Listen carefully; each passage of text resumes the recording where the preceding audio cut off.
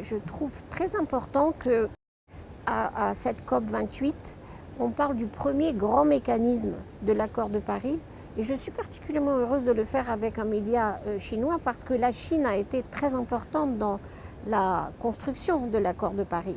Et pour moi, il y a une vraie héritage de l'accord de Paris qui revient aussi à la Chine. Et c'est vrai que ce mécanisme de bilan est la chose la plus importante qui se passe ici. Bien sûr, il y a beaucoup de déclarations de différentes natures, mais ce qui est important, c'est la décision des pays de reconnaître où nous en sommes, sur quels éléments on doit faire beaucoup plus de progrès et de dessiner la direction de progrès qu'on doit faire, en particulier dans les 2 prochaines années, avant que le nouveau cycle des contributions nationales doivent être finis.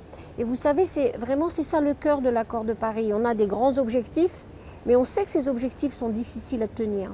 Et c'est pour ça qu'il faut revenir chaque fois ensemble pour voir où on en est, pour voir quels progrès ont été faits, qu'est-ce qu'il faut améliorer et en quoi il faut beaucoup plus de coopération internationale. Vous savez, bien sûr, il y a beaucoup de problèmes géopolitiques aujourd'hui, beaucoup de tensions, beaucoup de logiques de blocs.